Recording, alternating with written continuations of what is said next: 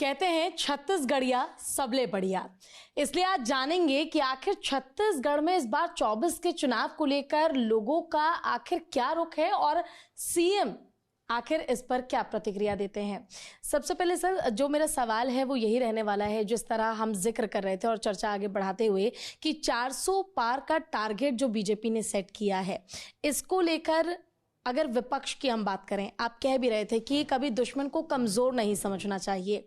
विपक्ष की भूमिका को कैसे देखते हैं आप, क्योंकि इस बार पहली बार है जब इंडिया अलायंस का गठन हुआ है जिसमें 28 दल एक साथ हैं।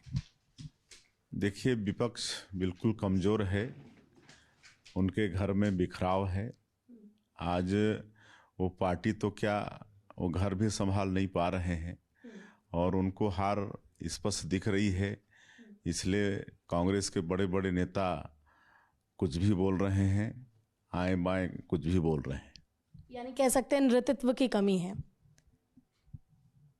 अब हार उनको स्पष्ट नजर आ रहा है, काहे कि पिछले विधानसभा के चुनाव में हारे हैं, उसके पहले 5 साल सरकार में थे, 36 वादे करके एक भी वादा पूरा नहीं किए और छत्तीसगढ़ की जनता का विश्वास खो चुके हैं और लोकसभा में भी उनको स्पष्ट हार नजर आ रही है।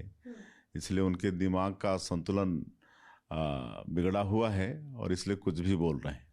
अच्छा विष्णुदेव साई जी, आप काफ़ी सरल और सज्जन मुख्यमंत्री के तौर पर जाने जाते हैं, लेकिन इस बार जब बस्तर पहुंचे थे प्रधानमंत्री नरेंद्र मोदी, उन्होंने जिक्र किया था कि हमने सबसे पहला आदिवासी मुख्यमंत्री चुना है और छत्तीसगढ़ की जनता को हम पर पूरा भरोसा है। तो ऐसे में आदिवासी एक बहुत बड़ा मुद्दा हो जाता है। जब आप खुद मुख्यमंत्री बने हैं तो उनके लिए इस बार क्या होने वाला है, क्योंकि देखिए विधानसभा चुनाव तो आप पहले जीत चुके हैं और ऐसे में पूरा भरोसा है कि लोकसभा चुनाव भी जीतेंगे।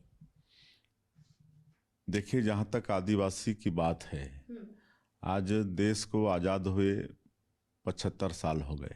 हम लोग अमृत महोत्सव भी मनाए हैं और आज़ादी के 75 वर्षों में 55-60 साल तक कांग्रेस का एक छत्र रूप से राज था। लेकिन मैं भी आदिवासी कौम से हूँ, ये कह सकता हूँ कि कांग्रेस पार्टी ने आदिवासियों को बंधुआ मजदूर समझ के रखा और वोट बैंक के रूप में इस्तेमाल किया, जबकि भारतीय जनता पार्टी वास्तव में आदिवासियों का चिंता की है। और चिंता इस तरह से की है कि जब श्रद्धेय अटल बिहारी वाजपेयी जी इस देश के प्रधानमंत्री थे तो उन्होंने पहली बार भारत सरकार में आदिवासियों का समुचित विकास हो, इसके लिए आदिम जाति कल्याण मंत्रालय का गठन किया, आयोग को अलग अलग किया। आज अगर देश का जो सर्वोच्च पद है राष्ट्रपति का, उसमें आज हमारे समाज की एक बहन श्रीमती द्रौपदी मुर्मू वहाँ पर विराजमान है। आज छत्तीसगढ़ का मुख्यमंत्री एक आदिवासी का बेटा है और जो तमाम जो योजनाएं जो 10 वर्षों में आदरणीय मोदी जी ने लागू की हैं देश में, चाहे हम लोग भी अभी 3 महीना में जो काम किए हैं, ये आदिवासियों के हित में है। चाहे उनको पक्का का मकान देने का काम हो या उनका बैंक में खाता खोलने का काम हो या उनके घरों में बिजली पहुंचाने का काम हो या उनके घरों में नल द्वारा पानी पहुंचाने का बात हो, गैस सिलेंडर देने का काम हो, ये सब आदिवासियों से जुड़े हुए काम हैं और ये सबका प्रभाव आदिवासियों पर है। और आज आदिवासियों का विश्वास भारतीय जनता पार्टी और हमारे देश के यशस्वी प्रधानमंत्री जी पर बहुत बढ़ा है। कहते हैं कि इस बार एक नारा है मोदी की गारंटी, जिस पर जनता से भरोसा करने के लिए कहा जा रहा है।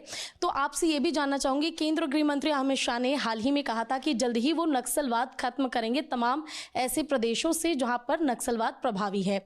छत्तीसगढ़ में क्या नक्सलवाद को खत्म करने के लिए काम शुरू हो चुका है? क्योंकि अगर हम कहते हैं कि छत्तीसगढ़िया सबले बढ़िया, तो नक्सलवाद की मजबूरी क्यों? देखिए, जब से हम लोग सरकार में आए हैं, नक्सलवाद के साथ मजबूती के साथ लड़ाई लड़ रहे हैं और डबल इंजन की सरकार है, इसका भी हम लोग को लाभ मिल रहा है।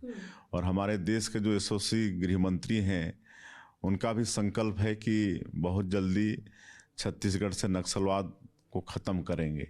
और आप देख रहे हैं कि लगातार आत्मसमर्पण भी नक्सली कर रहे हैं और इनकाउंटर भी हो रहा है। अभी कुछ ही दिन पहले सबसे बड़ी सफलता हमारे सैनिकों को मिली भी है। 29 नक्सली एक दिन में मारे गए हैं, जिसमें 20-20 लाख के 2 इनामी नक्सली थे, एक 10 लाख की भी महिला नक्सली थी। तो इस तरह से मजबूती के साथ हम लोग लड़ाई लड़ रहे हैं। और हम लोगों ने ऑप्शन भी रखा है कि कोई अगर विकास की मुख्य धारा से जुड़ता है तो आत्मसमर्पण करे, और उसका भी परिणाम आ रहा है। आज काफ़ी संख्या में नक्सली आत्मसमर्पण भी कर रहे हैं। अच्छा, बीजेपी का जो मैनिफेस्टो इस बार जारी हुआ है उसमें GYAN का जिक्र किया गया है, गरीबों का, युवाओं का, किसानों का और नारियों का। तो ऐसे में अगर हम छत्तीसगढ़ की बात करें तो छत्तीसगढ़ में GYAN को पूरा करने के लिए, इस मुद्दे पर काम करने के लिए मुख्यमंत्री विष्णुदेव साई की ओर से क्या काम किया जाएगा? क्या इसको लेकर कोई रणनीति तैयार की है, कोई प्लानिंग है?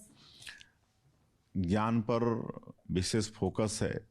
जी का मतलब गरीब, वाई का मतलब यूथ, ए का मतलब जो अन्नदाता हैं, और एन का मतलब नारी। और ये चारों वर्ग के उत्थान के लिए भारतीय जनता पार्टी भी कटिबद्ध है, और हमारी छत्तीसगढ़ की सरकार भी कटिबद्ध है, और इस दिशा में हम लोग फोकस किए हुए हैं और बहुत सारे कदम उठा रहे हैं।